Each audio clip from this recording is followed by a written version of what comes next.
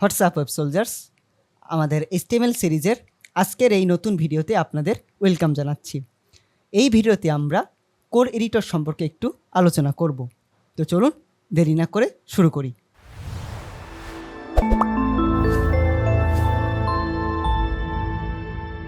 Code editor হলো এমন একটি সফটওয়্যার বা টুলস যেটি স্পেশালি কোড করার জন্য ডিজাইন করা হয়েছে। নোটপ্যাডের মতো যে সকল টেক্সট এডিটর রয়েছে সেই সকল টেক্সট এডিটর থেকে এই কোড এডিটরগুলো একটু আলাদা হয়ে থাকে। কোড এডিটরের মাধ্যমে কোড লেখা, ডিবাগিং, ভার্সন কন্ট্রোল, কাস্টমাইজেশনের মতো কাজগুলো করা হয়ে থাকে। ফ্রি এবং পেইড এই দুই ধরনের অনেকগুলো কোড এডিটর আছে, like visual studio code, atom, notepad plus plus ইত্যাদি। আমরা ইউজ করব ভিজুয়াল স্টুডিও কোড বা ভিএস কোড।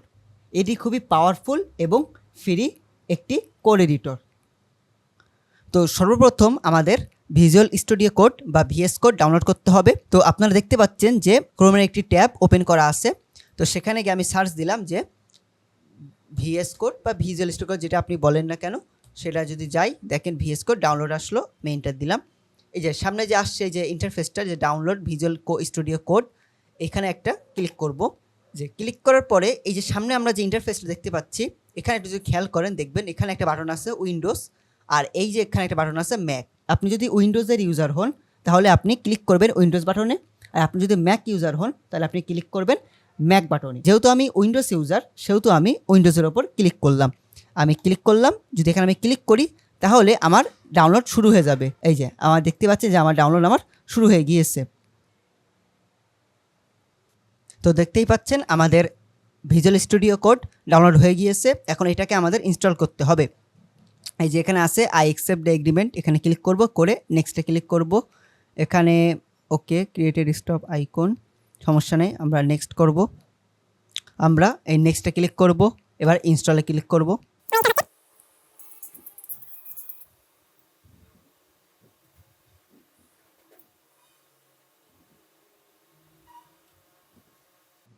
তো আপনারা দেখতে পাচ্ছেন যে ভিএস কোডের এরকম একটা ইন্টারফেস আমাদের সামনে ওপেন হয়েছে।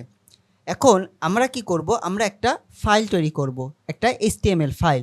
যেহেতু আমরা HTML এর কোড করব, তাহলে সর্বপ্রথম আমাদের কি করতে হবে, একটা HTML এর একটা আমাকে ফাইল ক্রিয়েট করতে হবে। তার জন্য কি করব, তার জন্য আপনি একটা কাজ করতে পারেন। আপনি এই যে ফাইল দেখছেন, এই ফাইলের উপর আপনি ক্লিক করতে পারেন। ক্লিক করার পর নিচের দিকে আসে দেখেন এখানে লেখা আসছে যে ওপেন ফোল্ডার, আপনি ক্লিক করবেন ওপেন ফোল্ডারে। ক্লিক করার পরে এখন আপনি যেখানে আপনার ইচ্ছা আপনি সেখানে আপনার হচ্ছে একটা আপনি সিলেক্ট করতে পারেন যে জায়গাটা। আমি ডেস্কটপে ধরুন আমি আমার ওপেন করব, একটা ফোল্ডার ক্রিয়েট করব। তাহলে এখান থেকে আমি যে নিউ ফোল্ডারে ক্লিক করে আমি এটাকে নাম দিলাম যে HTML, এন্টার দেওয়ার পর আমি এই ফোল্ডারকে আমি সিলেক্ট করে নিলাম। সিলেক্ট করার পরে HTML নামে আমার একটা ফোল্ডার আমি ক্রিয়েট করে নিয়েছি। এখন আমি কি করব, আমাকে এবার একটা ফাইল ক্রিয়েট করতে হবে HTML।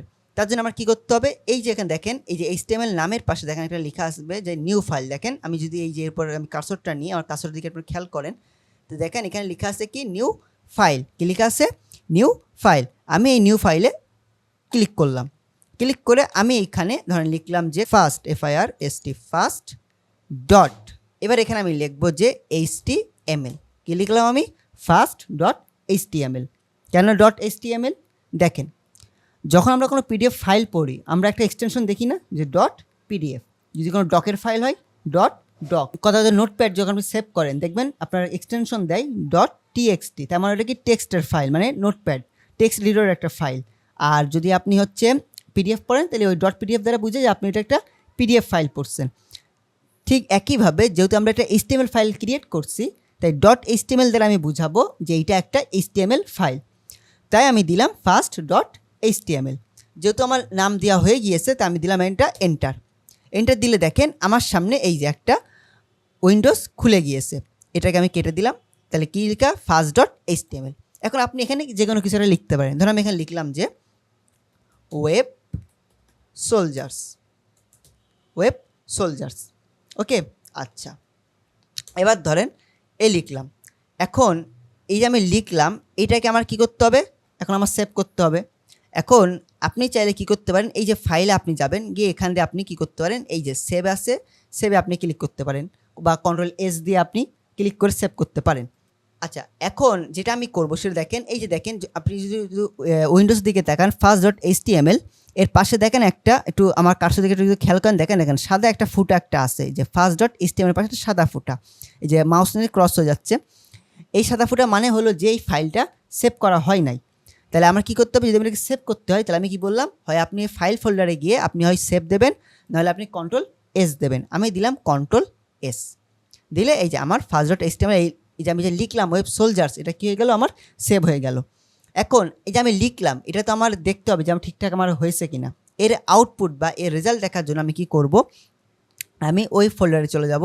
ধর আমি গেলাম যে ডেস্কটপে আমি আসব, এই হলো আমার এই যে দেখেন ডেস্কটপে এই যে HTML ফাইল, আমি HTML ফাইলে ক্লিক করব।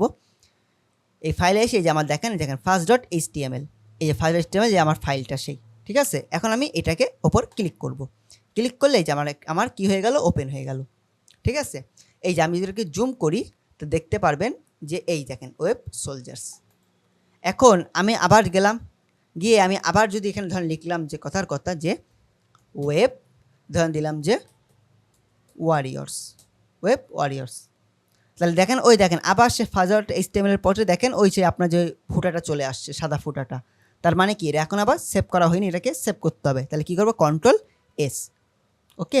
আচ্ছা, এবার আমি কি করব, ঠিক আমি আবার ব্রাউজারে চলে যাব। এখন যদি খেয়াল করেন দেখেন সেই ওয়েব সোলজার্সটাই আছে, আপনার কিন্তু কি নাই, আমি যে পরে যে লিখছি ওয়েব ওয়ারিয়র সেটা কিন্তু আসে নাই। তাহলে এখন আমার কী করতে হবে, এই যে রিফ্রেশ যে আপনার যে আছে এখানে আপনি কি করবেন, একবার রিলোড দেবেন, এই পেজটা আপনি রিলোড দেবেন, এই রিলোড দিন। এবার দেখেন এই সেই আপনার ওয়েব ওয়ারিয়র্সটা আপনার চলে আসছে। আবার এখানে কি আছে, ওয়েব সোলজার্স। তাহলে আমি যে লিখলাম ওয়েব সোলজার্স আর ওয়েব ওয়ারিয়র্স, তাহলে দুটোই আমার এখন শো হয়েছে। এইভাবে আমরা কি করি যে আমাদের কোড এডিটর ব্যবহার করে আমরা কোডের কাজগুলো আমরা করে থাকি। আমরা এখানে আমরা কাজ করি ওয়েব কোড এডিটরে, চেঞ্জ হয়ে যায় কোথায়, ওয়েব ব্রাউজারে গিয়ে চেঞ্জটা হয়ে যাচ্ছে। এইভাবে আসলে কোড এডিটরগুলো কাজ করে থাকে। আশা করি যতটুকু আমরা দেখাইছি আপনারা সবাই মোটামুটি বুঝেছেন। তাহলে আজকে এই পর্যন্তই থাকুক। যেহেতু এখন থেকে আমরা আমাদের জার্নিটা শুরু করেছি, তাই এখন থেকে আমাদের এই ভিজুয়াল স্টুডিও কোড নিয়ে আমাদের কাজটা করতে হবে। এবার আস্তে আস্তে আমরা সব দেখব যে কী কী ফিচার্স বা কীভাবে আমরা কাজ করতে পারি এই কোড এডিটর আমরা ব্যবহার করে।